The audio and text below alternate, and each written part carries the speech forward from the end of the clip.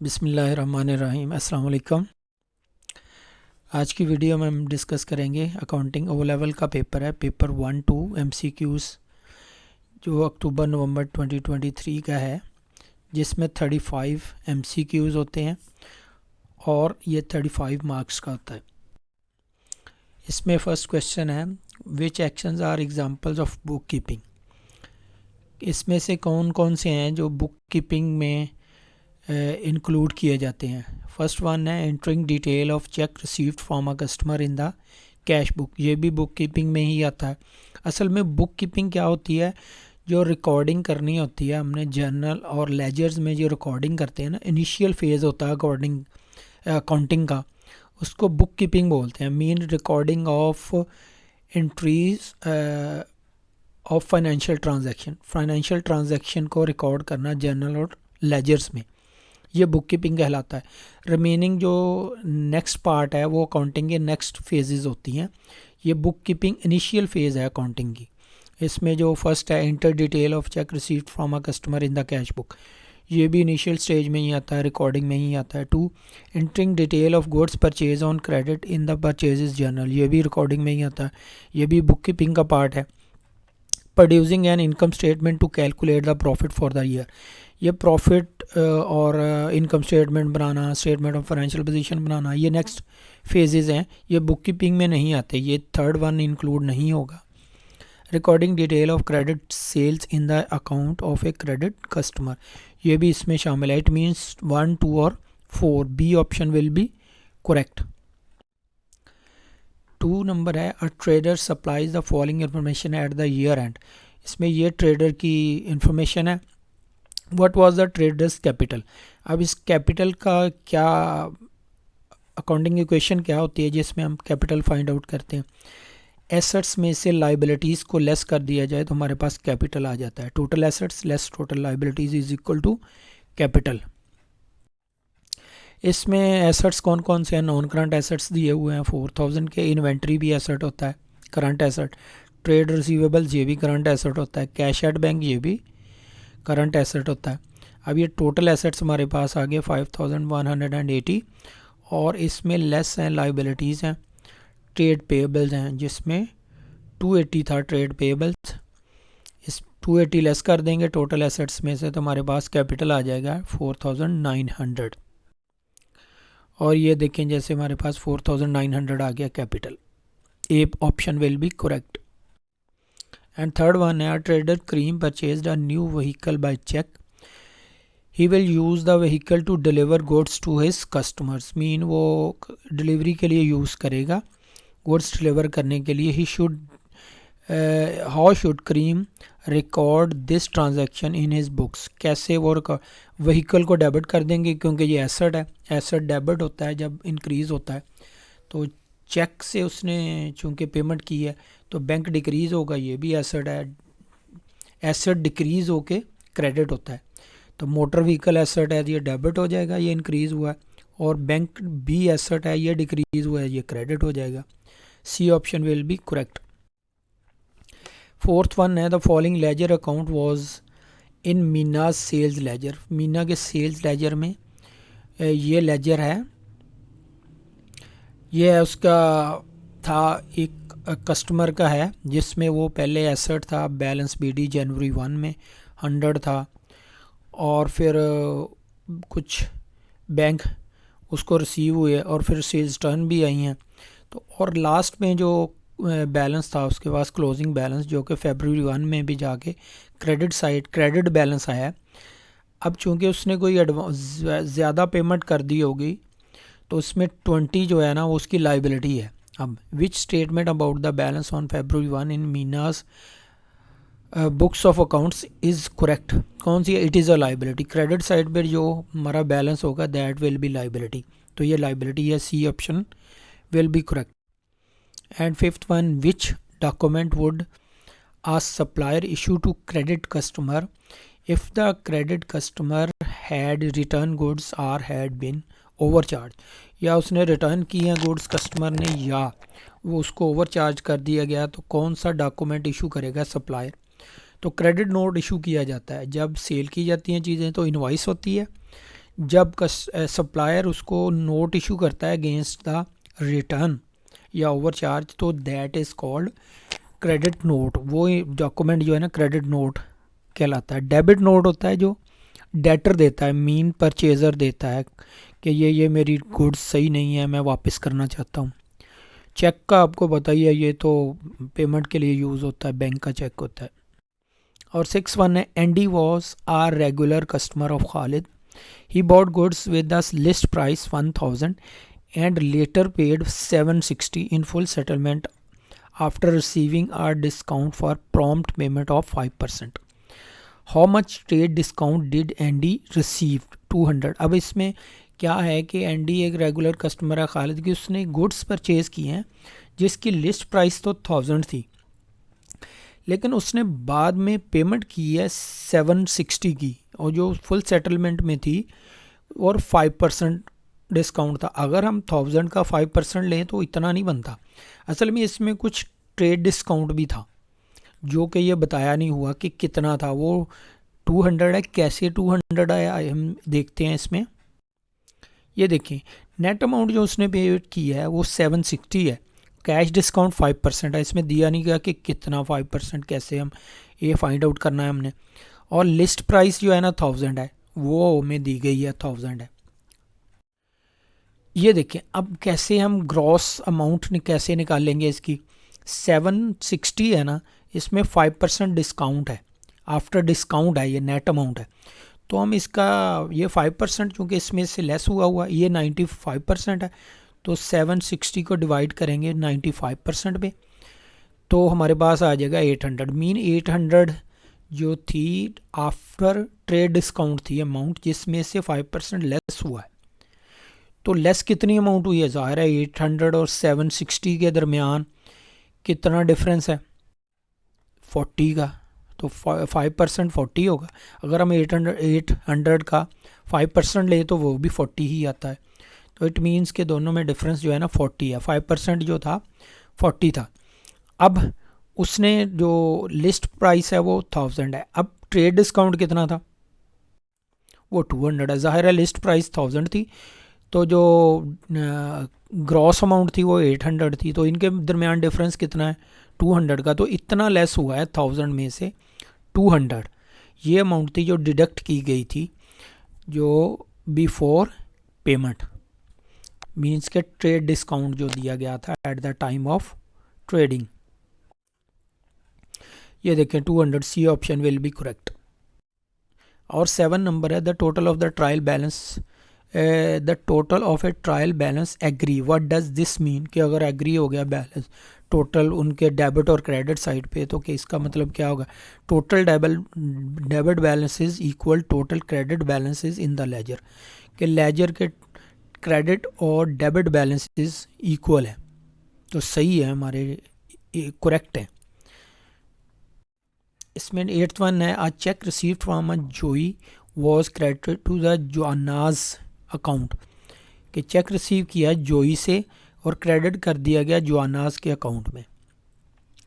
Which type of error was made, तो ये error of commission होगा, क्योंकि एरर ऑफ कमीशन का मतलब होता है कि कोई थोड़ा सा डिफरेंस हो, जिसमें जैसे उबैद और आबिद में डिफरेंस हो, ऐसे मिलते जुलते नाम हो ना, जिसमें जैसे राशिद, रशीद, इस तरह के नामों के में थोड़ा थोड़ा डिफरेंस होता है एक एक स्पेलिंग का, तो उसको एरर ऑफ कमीशन बोलते हैं। उस अकाउंट में करने के बजाय उसमें कर दिया, रशीद में करना था राशिद में कर दिया, ऐसे।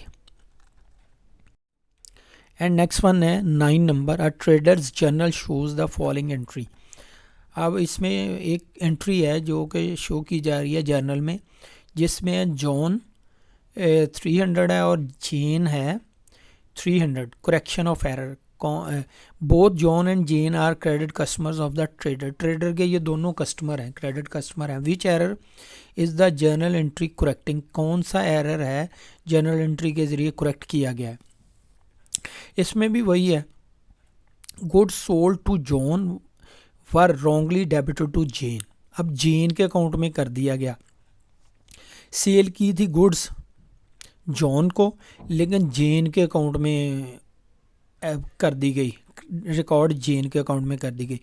अब चूंकि जेन को डेबिट किया गया था, अब उसको करेक्ट करने के लिए क्रेडिट कर दिया गया, और ओरिजिनल जॉन था, जॉन को डेबिट कर दिया गया। ये करेक्शन ऑफ एरर था। 10. A trial balance doesn't balance and a suspense account is opened. It is found that a sale of $250 was credited in the sales account as 2500. अब उसमें क्या था कि ट्रायल बैलेंस जो कि एग्री नहीं हो रहा, सस्पेंस अकाउंट उसमें ओपन किया गया, और फिर बाद में पता चला कि सेल्स जो 250 से क्रेडिट कर दी गई थी 2500 से, मीन एक ज़ीरो ज़्यादा लगा दिया गया। Which entry will correct this error? अब इसमें बी ऑप्शन करेक्ट होगा। सेल्स को 250 से डेबिट किया जाएगा, क्योंकि इतनी अमाउंट से वो ज़्यादा कर दी गई थी, क्योंकि 2500 और 250 में डिफरेंस जो है ना 2250 का है। तो सेल्स को रिवर्स किया जाएगा। सेल्स रिवर्स करने के लिए डेबिट की गई है इतनी अमाउंट से जितना डिफरेंस था, और क्रेडिट साइड पे चूँकि कोई अकाउंट नहीं था, उसको सस्पेंस अकाउंट लिखा गया है, जो कि उसमें ओपन किया गया था ट्रायल बैलेंस में एग्री करने के लिए। ये देखें, इसमें ऐसे था, पहले रॉन्ग एंट्री ऐसे हो गई थी, कस्टमर के अकाउंट में 250 किया था गया था डेबिट, लेकिन सेल्स में 2500। अब इसको सेल्स को कम करने के लिए, जो कि ओवर स्टेट हो गई थी, ज़्यादा हो गई थी, तो कितना इसको रिवर्स करना हो, ये क्रेडिट हुआ है ज़्यादा, तो डेबिट कर दिया गया सेल्स को कम करने के लिए। और कितना कम करना है, जितना डिफरेंस है वो है 2250, और क्रेडिट साइड पे कोई अकाउंट नहीं था, तो सस्पेंस अकाउंट को, इससे सस्पेंस अकाउंट भी ख़त्म हो जाएगा और ये करेक्शन एरर भी करेक्ट हो जाएगा करेक्ट एंट्री से। Next, a cheque received from D Parson, a trade receivable was correctly debited to the bank account but was credited to the account of P. Dawson, a trade payable. अब इसमें कुछ था कि cheque receive किया गया D पासन से, जो कि ट्रेड रिसीवेबल था, करेक्टली डेबिट बैंक अकाउंट में, तो करेक्ट उसने डेबिट कर दिया, लेकिन क्रेडिट कर दिया किसके अकाउंट में? पी डॉसन के अकाउंट में, जो कि कोई और था, मिलता जुलता नाम है, जो कि ट्रेड पेएबल था। What was the effect of correcting this error? तो इफ़ेक्ट क्या होगा? ट्रेड रिसीवेबल डिक्रीज़ हो जाएंगे, क्योंकि ट्रेड रिसीवेबल जिससे डिक्रीज़ हो जाएंगे, और ट्रेड पेएबल्स भी डिक्रीज़ होंगे जब करेक्ट करेंगे, क्योंकि ट्रेड रिसीवेबल पहले ज़्यादा ही रहे थे, तो जिसको इसको क्रेडिट करना था डी पॉसन को, तो जिससे कम होने थे, तो जब करेक्ट किया तो ये कम हो गए, और ट्रेड पेएबल जब करेक्ट किया तो करेक्ट ये डी पी डॉसन को क्रेडिट करने से ज़्यादा हो गए, जब करेक्ट किया तो डिक्रीज़ हो गए। इसको करेक्ट करके दोनों चीज़ें डिक्रीज़ हो जाएंगी।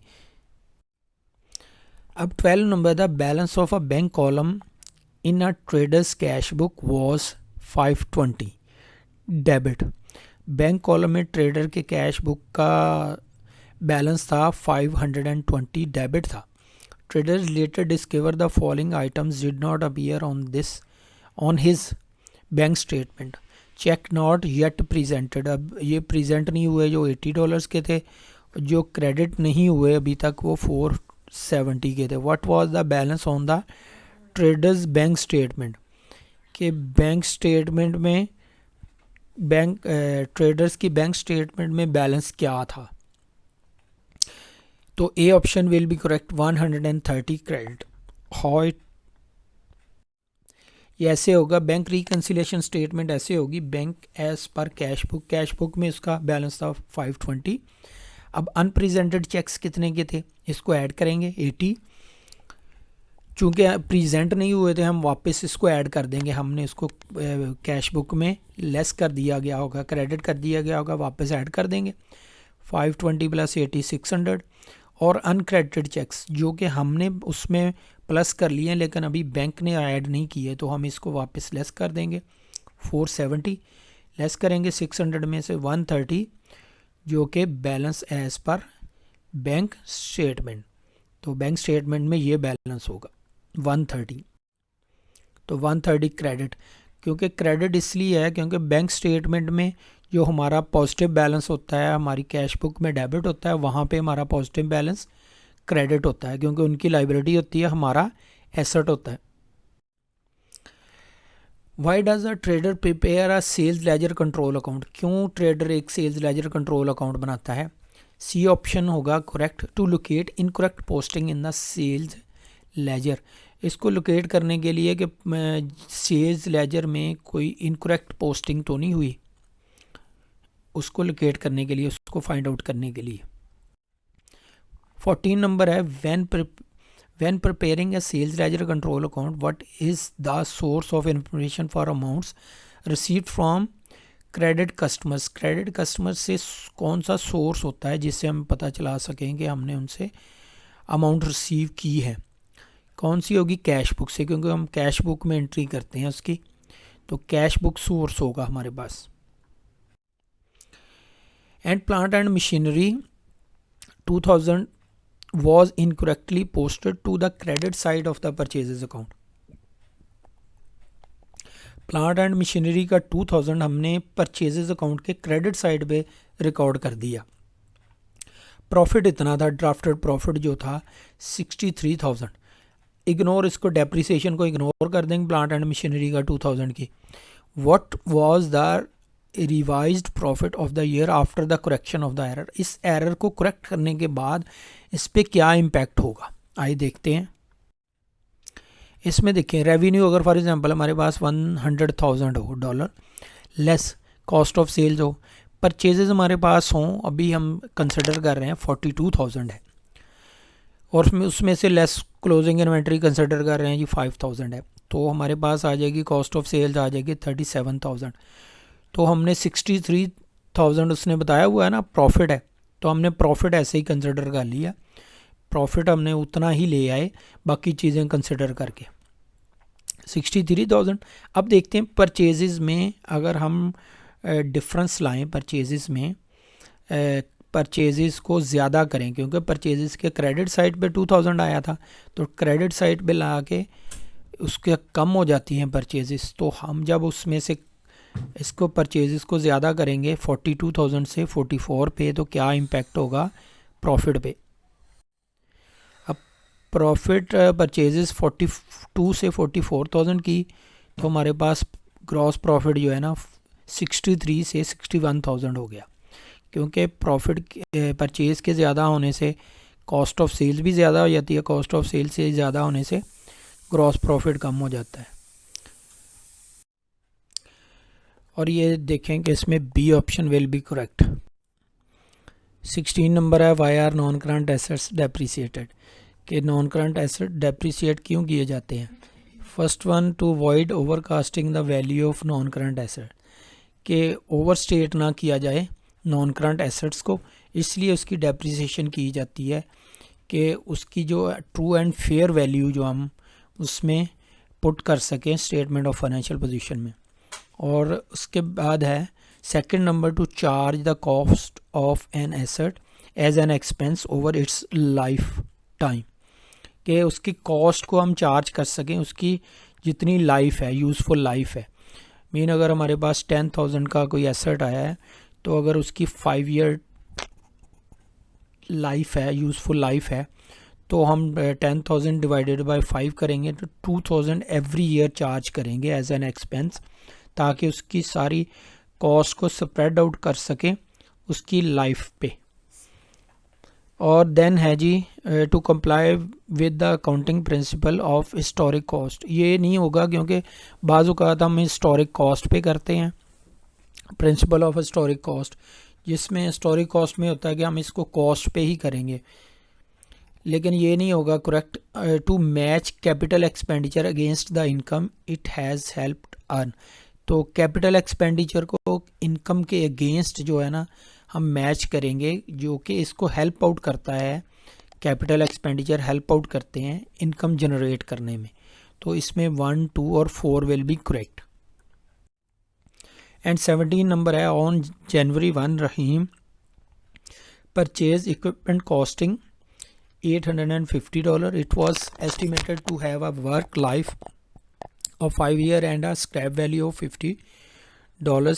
The asset was depreciated using the straight line method at the year end of 3 years. The machine was sold for $100. What was the profit or loss on disposal? इसमें profit और loss क्या होगा disposal पे? हम disposal account बनाएंगे. Disposal account में क्या होता है, जब हम एसेट को डिस्पोज ऑफ करते हैं तो डिस्पोजल अकाउंट डेबिट हो जाता है और एसेट जिसको डिस्पोज ऑफ करते हैं वो क्रेडिट हो जाता है. अब देखिए एसेट अकाउंट डिस्पोजल हो रहा है तो इक्विपमेंट अकाउंट जो है ना वो क्रेडिट हो रहा है, इसलिए इक्विपमेंट को पर्टिकुलर कॉलम में लिखा है और डिस्पोजल अकाउंट जो कि डेबिट हो रहा है उसको डेबिट साइड पे लिखा है. 850 का था एसेट, और इसमें फिर एक्यूमुलेटेड डेप्रिसिएशन को भी डिस्पोज ऑफ करते हैं. जितनी उसकी डेप्रिसिएशन होती है ना, जितनी उसकी यूज़ किया होता है एसेट हमने जितना यूज़ किया और उसकी एक्यूमुलेटेड डेप्रिसिएशन उतने ईयर्स की बनती है, उसको हम डिस्पोज ऑफ उसको भी कर देते हैं डिस्पोजल अकाउंट में. तो उसमें होता है कि डिस्पोजल अकाउंट क्रेडिट हो जाता है और एक्यूमुलेटेड डेप्रिसिएशन को डिस्पोज ऑफ करके डेबिट कर देते हैं. तो ये 480 बनेगा. ये देखें जैसे नीचे डेप्रिसिएशन कैलकुलेट की हुई है, क्योंकि 850 का था उसमें स्क्रैप वैल्यू 50 थी. 850 लेस 50 इज इक्वल टू 800 और इसकी 5 ईयर हमने एस्टिमेशन की थी कि लाइफ होगी. तो 800 divided by 5 is equal to 160. 1 year की डेप्रिसिएशन आ जाएगी 160. तो 3 ईयर यूज़ किया है, 160 मल्टीप्लाई 3 इज इक्वल टू 480. तो 480 इसकी डेप्रिसिएशन आ गई 3 ईयर्स की. तो 480 को क्रेडिट कर दिया हमने, डिस्पोजल अकाउंट क्रेडिट हो गया. और चूंकि एक्यूमुलेटेड डेप्रिसिएशन डेबिट हो रही थी तो उसको यहाँ पर्टिकुलर कॉलम में लिखा है. इसके बाद इससे हमने कैश रिसीव किया, जितने में सेल किया $100 का किया है, तो कैश डेबिट होगा और डिस्पोजल अकाउंट क्रेडिट होगा, इसलिए क्रेडिट साइड पे लिखा है कैश को पर्टिकुलर कॉलम में. इसके बाद कोई एंट्री नहीं है तो 850 डेबिट साइड पे है ज़्यादा, तो इसी को ही क्रेडिट साइड पे लिख दिया 850 को. तो रिमेनिंग जो है ना वो क्रेडिट साइड कम है, इसमें हम ले आएंगे जितनी अमाउंट है. ये 270 इसका बैलेंस होगा जो कि इनकम स्टेटमेंट में क्लोज होगा प्रॉफिट एंड लॉस अकाउंट में. तो ये लॉस होगा जो कि डिस्पोजल अकाउंट के क्रेडिट साइड पे आता है वो लॉस हो जाए और लॉस होता है. जो डेबिट साइड पे आता है वो प्रॉफिट होता है. अब चूँकि इसकी एंट्री क्या बनेगी, income statement debit to disposal account credit. Income statement जब डेबिट होती है या तो लॉस होता है या एक्सपेंस होता है, तो ये लॉस है. 17 नंबर है और जनवरी 1 रहीम परचेज, ये यही है 270 लॉस होगा. B option will be correct. 18 number है Imran maintains a provision for doubtful debt of 5% of trade receivable at the end of each financial year. The balance on his provision for doubtful debts account on 1st January 2022 was $700. उसके provision थी जो 2022 के शुरू में, means के जो previous year में उसने रिकॉर्ड की थी, और ये ओपनिंग भी थी इसकी 2022 की. $700 थी. Trade receivable on 31 December 2022 owed $2,000 more than they owed on 31 December 2021. Previous year के एंड से इस ईयर के एंड में जो ट्रेड रिसीवेबल हैं वो 2000 ज़्यादा हैं. How did the change in the provision for depreciation provision for doubtful debts affect the profit for the year ended 31st December 2022. अब ये क्या होगा, $100 जो है ना वो इंक्रीज़ कर जाएगा. प्रोविज़न इसकी provision for doubtful debt increase होगा. कैसे, ये देखें अकाउंट रिसीवेबल हैं जी 1 जनवरी 2022 को 700 हैं जो कि 5% है. अगर हम इसको अकाउंट रिसीवेबल देखें तो 700 प्रोविज़न थी और ये 5% चूँकि कर रहे हैं तो 700 को डिवाइड करेंगे 5% से तो 14,000 हो जाएंगे ट्रेड रिसीवेबल्स अकाउंट्स रिसीवेबल. अब इंक्रीज़ इन अकाउंट्स रिसीवेबल कितने हैं जी, 2000 नेक्स्ट ईयर में 2000 ज़्यादा थे अकाउंट्स रिसीवेबल, तो 14,000 में 200 और प्लस करेंगे तो हमारे पास आ जाएंगे 16,000। तो provision for doubtful debt on 31 December 2022, अब प्रोविज़न क्या होगी eight the end of the 2022 में 16,000 ट्रेड रिसीवेबल है, मल्टीप्लाई 5% तो 800 हो जाएगा। न्यू प्रोविज़न 800 होगी। अब इंक्रीज़ प्रोविज़न कितनी आई है 800, और जो ओल्ड प्रोविज़न है उसको कंपेयर करेंगे। 800 लेस ओल्ड प्रोविज़न है 700, इसको लेस करेंगे तो 100 इंक्रीज़ कर जाएगी प्रोविज़न। जब प्रोविज़न इंक्रीज़ करेगी, ये एक्सपेंस होता है, इंक्रीज़ हुआ। जब प्रोविज़न इंक्रीज़ हो तो ये एक्सपेंस होता है, जब डिक्रीज़ हो तो इनकम होती है। अब ये इंक्रीज़ कर रही है तो प्रॉफिट डिक्रीज़ हो जाएगा 100 से। ये देखिए 100 से इंक्रीज़ कर रही है प्रोविज़न। अब ये 19 number, Ariandi prepares her financial statement to 31 December each year. She valued all her inventory at cost on 31st December 2021. Even though some inventory with the cost of $500 had a net realizable value of 350. उसने cost inventory की जो कि record कर ली 500, जो जिसकी net realisable value थी 350.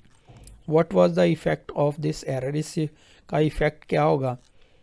Gross profit for the year 2021 was overstated. जाहिर है जब क्लोजिंग इन्वेंट्री को आप ओवर चार्ज करेंगे तो जिसकी वजह से जो लेस करते हैं ना उसमें तो कॉस्ट जो है वो कम हो जाती है। ये ज़्यादा होने से कॉस्ट कम हो जाती है, कॉस्ट कम हो गई तो प्रॉफिट ऑटोमेटिकली इंक्रीज़ कर जाएगा, ओवरस्टेट कर जाएगा। इसलिए और ईयर एंड पे जो प्रॉफिट होगा वो ओवरस्टेट कर जाएगा। अब अगर इसको 150 से लेस करेंगे तो ऑटोमेटिकली प्रॉफिट भी डिक्रीज़ कर जाएगा 150 से। अब 20 नंबर है, trader has capital of 24,400, his non-current assets are 16,100 and his current liabilities are $4,500. There are no non-current liabilities. What is the amount of his current assets?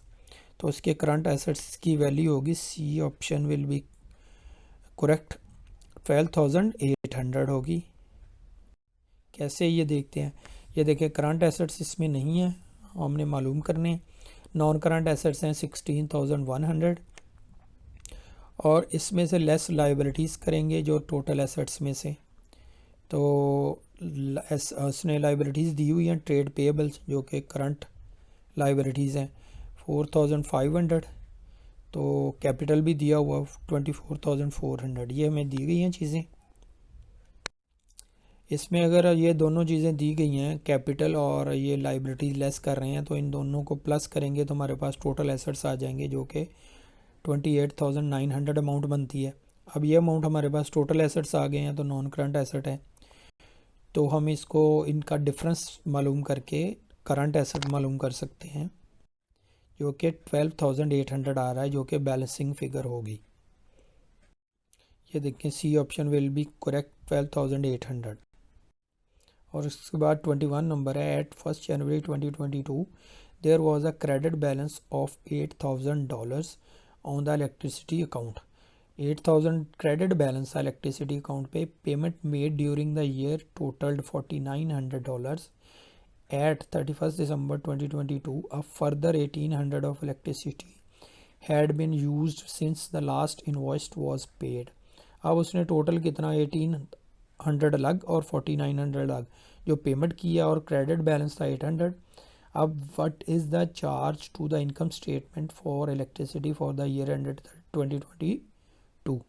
अब ये B option will be correct, 5,900।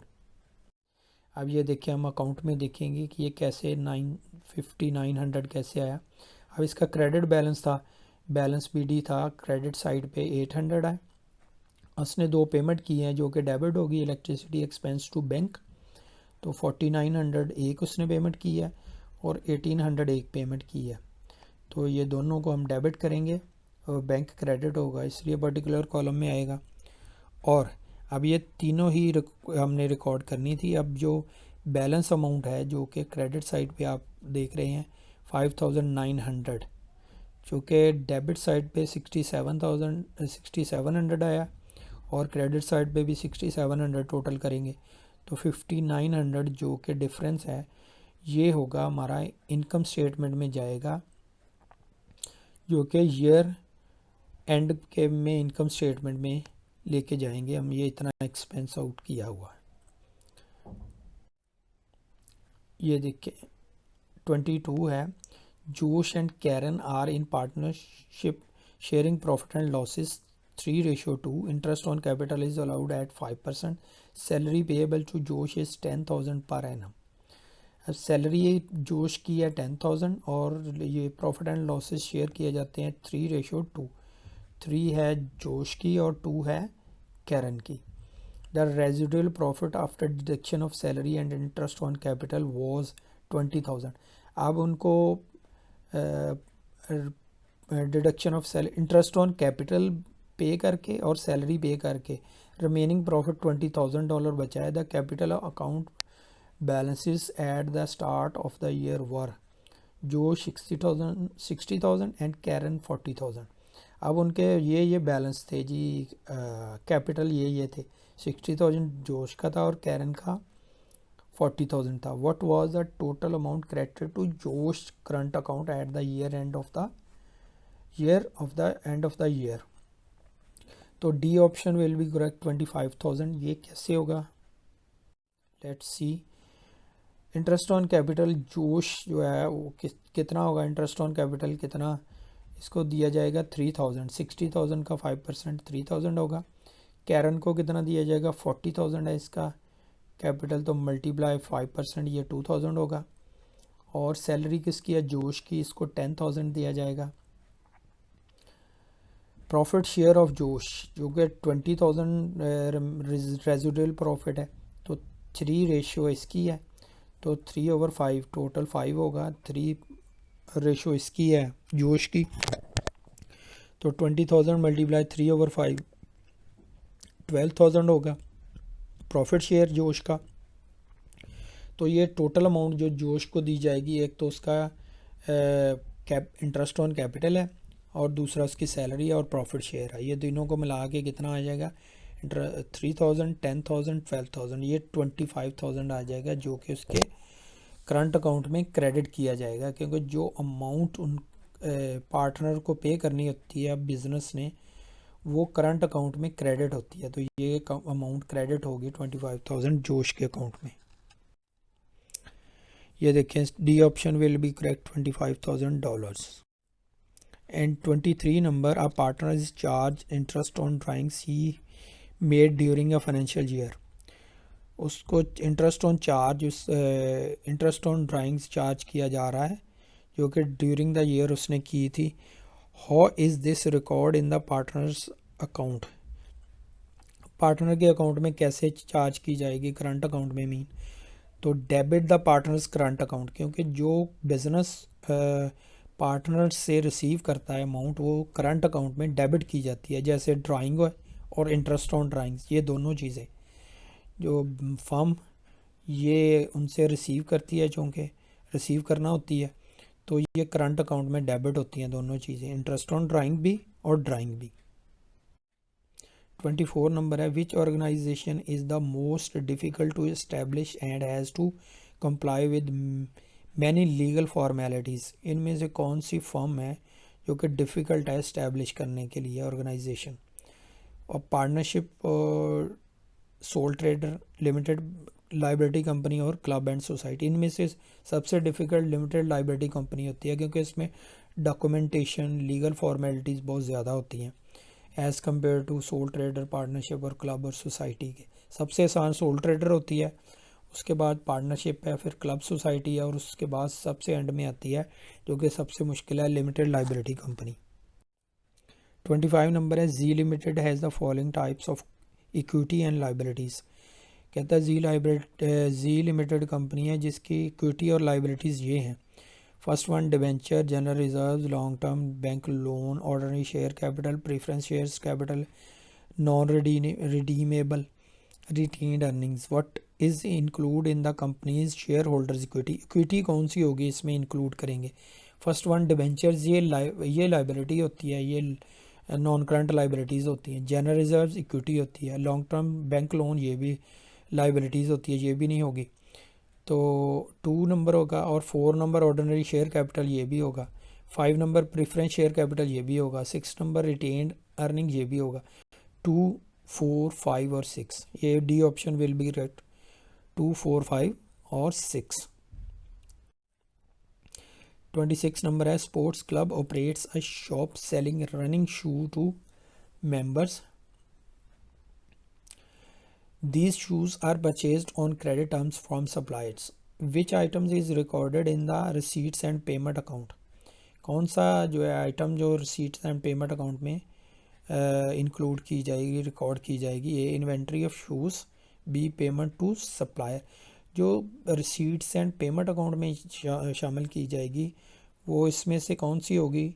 या receive कर रहे हैं amount या पे कर रहे हैं बैंक से या कैश से, तो पेमेंट टू सप्लायर होगा। ज़ाहिर है इन्वेंट्री तो नहीं है, रिसीट्स एंड पेमेंट में सिर्फ कैश और बैंक आता होता है, जैसे कैश बुक में आता है। यहाँ पे नॉन प्रॉफिट ऑर्गेनाइजेशन में कैश बुक की जगह रिसीट्स एंड पेमेंट अकाउंट बनता है। 27 नंबर है, which cost is a direct factory cost? कौन सी कॉस्ट है जो डायरेक्ट कॉस्ट है, फैक्ट्री कॉस्ट? कैरेज आउटवर्ड ये नहीं है, इनवर्ड होता है, ये नहीं होता। डेप्रिसिएशन और फैक्ट्री मशीनरी ये इनडायरेक्ट फैक्ट्री कॉस्ट है। फैक्ट्री सुपरवाइजर्स वेजेस ये नहीं होता, सुपरवाइज़र के नहीं होते बल्कि मशीन ऑपरेटर्स के वेजेस को डायरेक्ट कॉस्ट बोलते हैं। और मैन्युफैक्चरिंग रॉयल्टीज़ ये होती हैं डायरेक्ट कॉस्ट। ये जो फैक्ट्री के वर्कर्स होते हैं जो मशीनरीज़ वगैरह को ऑपरेट करते हैं, उनको जो बेनिफिट्स दिए जाते हैं ना, उनको रॉयल्टीज़ बोलते हैं, मैन्युफैक्चरिंग रॉयल्टीज़। तो वो है फैक्ट्री की डायरेक्ट कॉस्ट होती है। 28 नंबर है, manufacturing business provide the following information. इसमें ये इन्फॉर्मेशन है, क्लोजिंग वर्क इन प्रोग्रेस है और ये अमाउंट है उसकी, फैक्ट्री ओवरहेड्स हैं, ओपनिंग वर्क इन प्रोग्रेस है और प्राइम कॉस्ट है। What was the factory cost of production? अब इसमें क्या करते होते हैं, फैक्ट्री कॉस्ट ऑफ प्रोडक्शन में क्या प्राइम कॉस्ट में प्लस किया जाता है फैक्ट्री ओवरहेड, फिर opening work in process plus किया जाता है और उसके बाद लेस किया जाता है closing work in progress, less किया जाता है। ये हमारे पास आ जाएगी फैक्ट्री कॉस्ट ऑफ प्रोडक्शन, जो कि डी ऑप्शन होगा 61,765। ये देखिए हमारे पास प्राइम कॉस्ट में प्लस किया जाएगा फैक्ट्री ओवरहेड्स, ये हमारे पास 61,695 आ गया। Work in progress opening inventory plus की जाएगी 62,605 आ जाएगा और लेस की जाएगी work in progress closing inventory, तो ये हमारे पास आ जाएगा फैक्ट्री कॉस्ट ऑफ प्रोडक्शन और ये D option will be correct.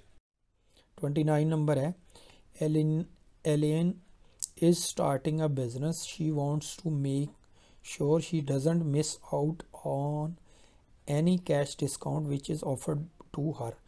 जो उसको ऑफर किया जा रहा है कैश डिस्काउंट वो मिस नहीं करना चाहती। विच action would help her achieve this? कौन सा एक्शन उसको ये अचीव करने में हेल्प आउट कर सकता है?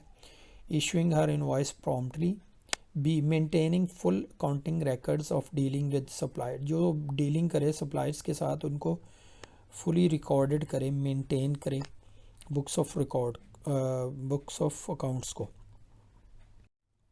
30 नंबर है, Ahmed provide the following information. Ahmed के पास ये इन्फॉर्मेशन है, ट्रेड रिसीवेबल्स हैं 1 जनवरी के 2022 के और for the year ended 31 December 2022 में क्रेडिट सेल्स है, कैश सेल्स है, check received and trade receivable से और इररिकवरेबल डेट्स हैं 200। By how much had the trade receivable increased by the end of the financial year? कितने increase हुए and of the year में, financial year के account receivable, trade receivables इनको कहते हैं। तो A option will be correct, 18,000। आइए देखते हैं कैसे है, सेल्स लेजर कंट्रोल अकाउंट बनाएंगे जिसको अकाउंट्स रिसीवेबल कंट्रोल अकाउंट भी कहते हैं। इसमें सबसे पहले था ओपनिंग बैलेंस था बैलेंस बीडी जो कि डेबिट बैलेंस था 15,000 ऑन जनवरी 1, 2022 और इसमें क्रेडिट सेल्स थी जिसमें अकाउंट्स रिसीवेबल डेबिट होते हैं और सेल्स क्रेडिट होती है। तो डेबिट कर रहे हैं 85,000 से, और फिर डेबिट साइड क्रेडिट साइड पे है बैंक सीट्स आती हैं, क्योंकि अकाउंट्स रिसीवेबल क्रेडिट होते हैं और बैंक डेबिट होता है, तो 65,000। और फिर बैड डेट्स हैं जिनको इरिकवरेबल डेट्स कहते हैं, तो ये 2,000 थे। तो अकाउंट्स रिसीवेबल जिससे डिक्रीज़ होते हैं तो क्रेडिट होते हैं, तो irrecoverable debts bad debts debit होते हैं, तो इसलिए इसको क्रेडिट किया है। और ये सारी ऑप्शंस हमारे पास आ गई हैं। और 33 जो है ना वो बैलेंस आ जाता है, वो कि क्रेडिट साइड पे लिया गया है।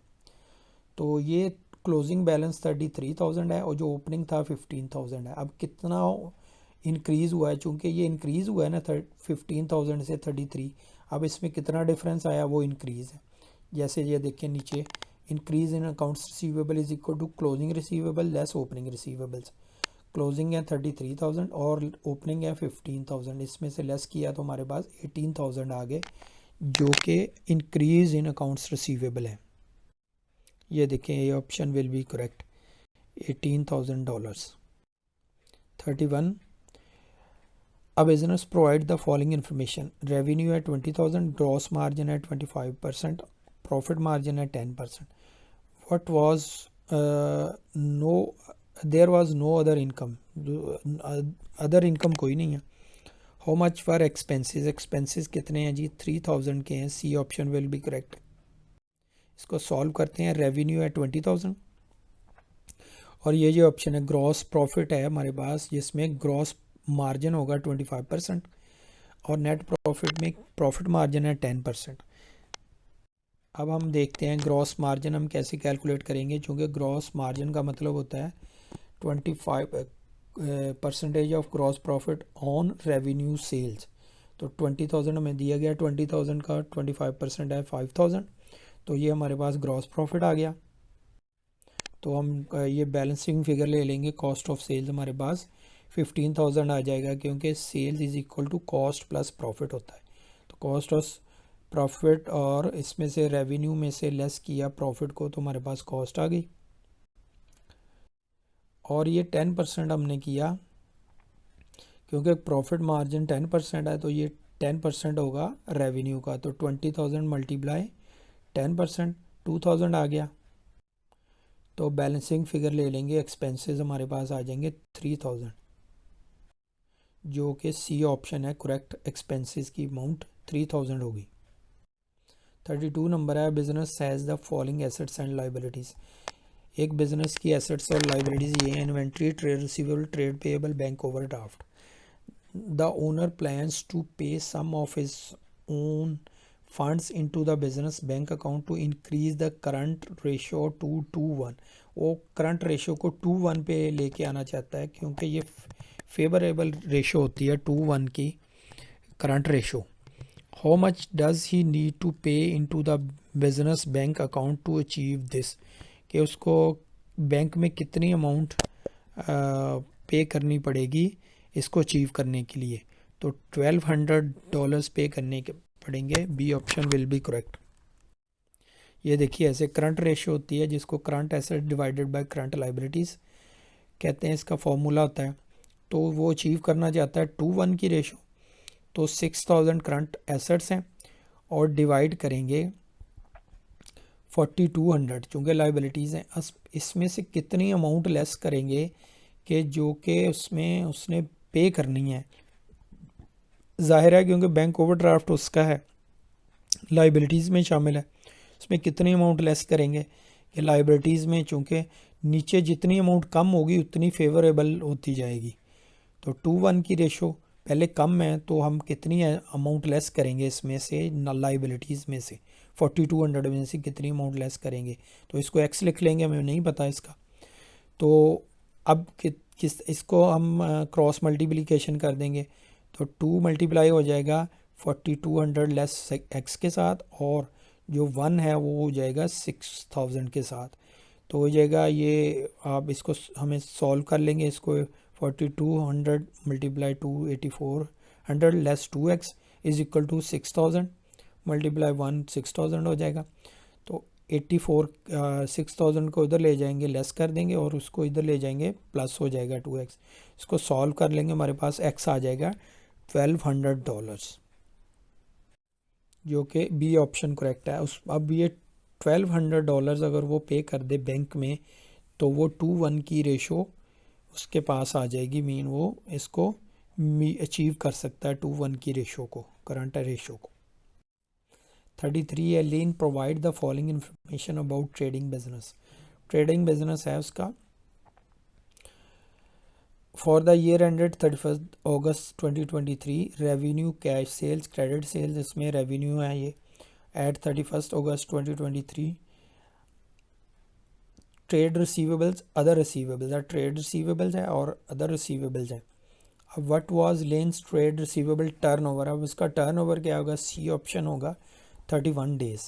अब ये कैसे होगा, ये देखें, trade receivable turnover ratio in days में है चूँकि, तो हम डेज में निकालने के लिए trade receivable divided by credit sales multiply 365 से मल्टीप्लाई करेंगे, क्योंकि डेज़ में हमें चाहिए, तो जितने डेज़ होंगे 1 ईयर में तो उतनों से हम मल्टीप्लाई कर देंगे। तो हमारे पास है trade receivable 19,530 divided by credit sales है 230,000 मल्टीप्लाई 365, तो ये हमारे पास ट्रेड रिसीवेबल टर्नओवर रेशियो आ जाएगी डेज़ में 31 डेज़ अप्रॉक्सीमेटली, मीन्स के ये आएगा जी 30.9 समथिंग आएगा, जो कि 31 डेज़ ही होंगे। 33 नंबर, अब ये देखें सी ऑप्शन 31 डेज़। 34 नंबर है, अब trader value his inventory on the same basis at the end of each financial year, which accounting principle is trader observing। कौन सा वो अकाउंटिंग प्रिंसिपल जो है ना वो अपनाए हुए है। ए option will B consistency, mean उस कंसिस्टेंट है, हर दफ़ा वो एक ही प्रिंसिपल को फॉलो कर रहा है, तो वो कंसिस्टेंसी कहलाता है।